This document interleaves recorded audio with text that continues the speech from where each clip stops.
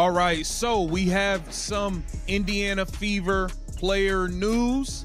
Natasha Howard has signed. Now, I want to make this completely clear. When it comes to Caitlin Clark, I don't want Natasha Howard anywhere near her in basketball terms. Now, I'm not talking about as a person. I'm talking about Natasha Howard, the basketball player. I don't want anywhere near Caitlin Clark in an Indiana Fever uniform on Caitlin Clark's team. She was a bad fit. She was one of the people that hoodwinked us. Well, she didn't bamboozle us like Wnba. Let's be honest, Natasha Howard should have never been placed anywhere near Caitlin Clark's path. From a pure basketball perspective, the fit was a disaster from the moment she landed in Indiana. With Clark on the way, it was clear the partnership made no sense. And this isn't a personal attack on Howard, but on the court. She constantly disrupted the rhythm, the chemistry, and the identity the Fever were trying to build. The reality is finally surfacing about how much she slowed down what was supposed to be the beginning of Clark's era. The entire situation spiraled into a full-blown fiasco, and the league is still dealing with the fallout. It's sparked major debates on roster decisions, contract strategy, and long-term team building. And right now, it's threatening to derail the entire season. Overseas, and she hadn't, processed everything that happened with the WNBA season, and she was going to go overseas and figure it out from there. Now, us fans, we let it be known. Congratulations, go overseas, play well, get your money, just don't come back to the Indiana Fever. You are not wanted here, no disrespect. You can play on another team. You just was getting in the way of Caitlin Clark. You was trying to dribble the ball up the floor. You just was doing too much, and it was a bad fit.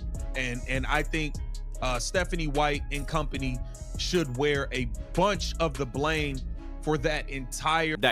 Howard's time on the floor created a massive issue from the start. Her style clashed completely with what the Fever were trying to build, and it constantly threw off the rhythm Caitlin Clark needed to establish. This wasn't just a mismatch, it was something that actively held the team back. She repeatedly forced plays she simply didn't have the skill set to run, and it dragged the entire system out of sync. Some players check out when things get tough. Howard didn't quit, but the way she tried to take control often caused even more damage. Picture a player acting like she's the engine of the offense, while the actual franchise point guard is right there, ready to lead. That fundamental disconnect made real chemistry impossible. The whole situation created obvious tension on the court, something fans recognized immediately. Lady got here and was talking about winning the damn MVP. Boy, first girl, MVP? You like the fifth option on this team. What you talking about, MVP? That was a bad sign right there. We should have already known what type of time it was going to be with her. She's dribbling the ball up the court. She's flying, legs flying one way, dreads flying the other. It just was a bad fit. She can't shoot. She can't shoot threes at all, so there was no floor spacing. Now we got Aaliyah Boston trying to be a hub in Stephanie White's putrid trash offense. And it just was bad.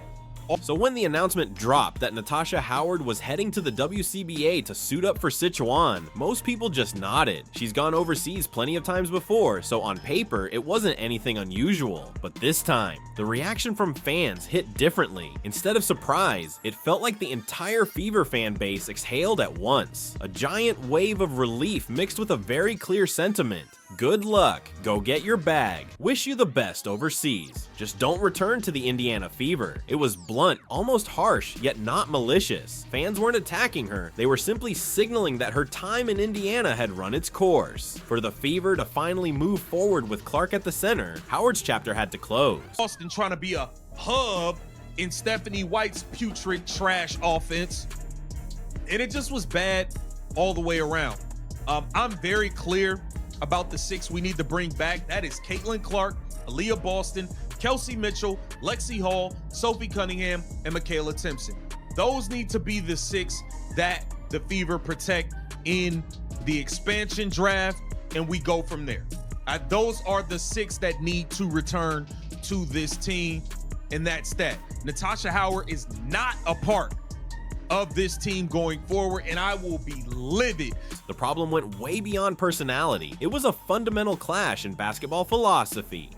For reasons no one could quite explain, Natasha Howard kept trying to bring the ball up the court, operating as if she were one of the team's primary guards. And this was happening on a roster that was literally holding the point guard spot open in preparation for Caitlin Clark. On top of that, she couldn't reliably knock down threes, which completely wrecked the spacing. That single weakness suffocated the offense and left Aaliyah Boston boxed in, trapped inside a system that was already falling apart. The idea that Howard viewed herself as an MVP level option while realistically being the 5th choice on the floor was a warning sign from day one, and it only made the chaos worse.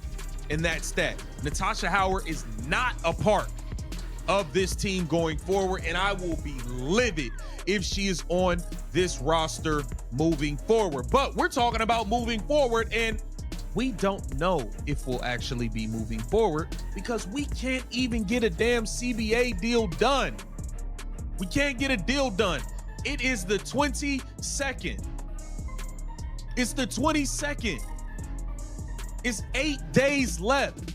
We just saw the WNBA put out a $1.1 million offer. From the moment she arrived, she set the tone with a bold and honestly almost unrealistic public declaration. She wanted to win MVP. That wasn't confidence. That was a complete misunderstanding of her place within a rebuilding roster. How does someone who's clearly the 5th option decide to announce a personal award chase before even acknowledging what the team actually needs?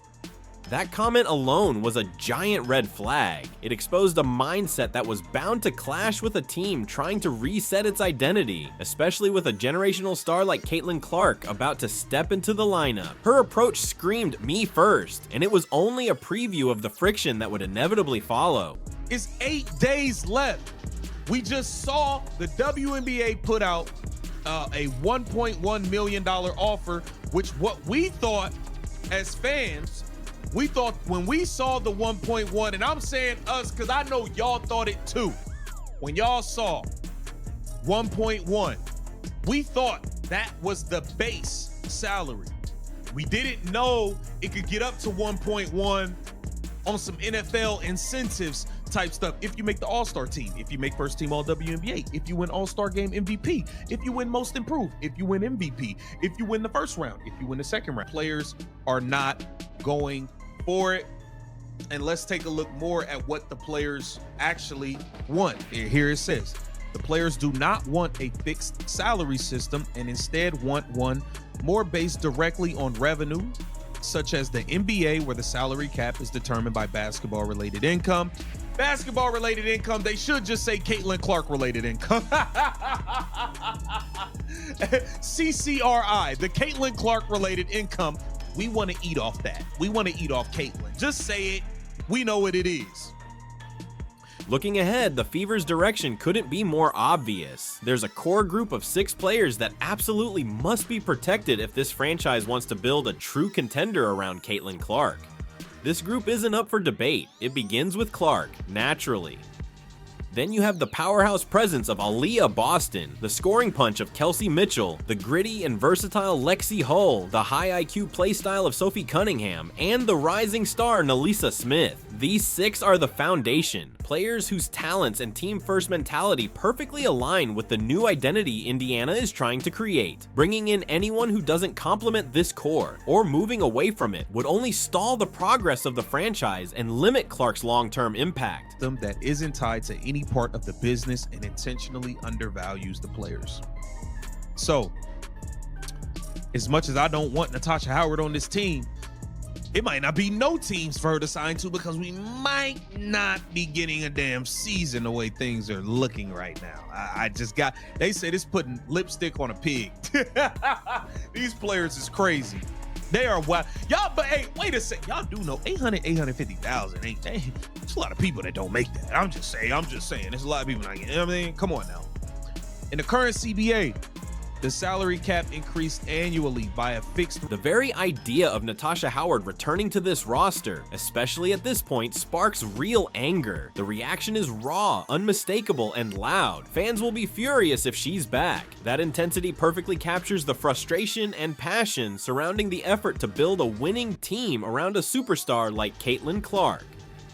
It underscores just how crucial the right roster and proper player fit are to the fan base. But the issue goes far beyond one player. What happens if there's literally no team for Howard or anyone else to sign with? Suddenly, this debate exposes a much larger league-wide problem, the WNBA's collective bargaining agreement. These contracts dictate every player's future, including Clark's potential earnings and every Fever contract. With the negotiation deadline looming in just days, no resolution seems close. The initial buzz over the league's first offer of $1.1 million was intense. Everyone assumed it was a new base salary, a huge leap forward. Relief washed over the players and fans, but the reality hit hard. That figure wasn't a guaranteed base, it was the ceiling, achievable only through a gauntlet of hard-to-reach incentives, making all-star teams, winning MVP awards, even advancing in the playoffs. The true base salary still stuck at a modest $800,000. No wonder players are outraged. They see the league's popularity skyrocketing, thanks in no small part to Caitlin Clark, and yet their fundamental pay hasn't budged. They're pushing for a revenue-based system like the NBA's, demanding a fair share of the income that Clark's stardom generates. The league claims it offered major salary cap increases, but the union dismissed it as lipstick on a pig. And then there's the debate over perspective. $850,000 is still a huge sum to most people, but that argument doesn't erase the underlying structural issues. The old CBA was broken. Tiny 3% cap increases, revenue sharing promises that never materialized,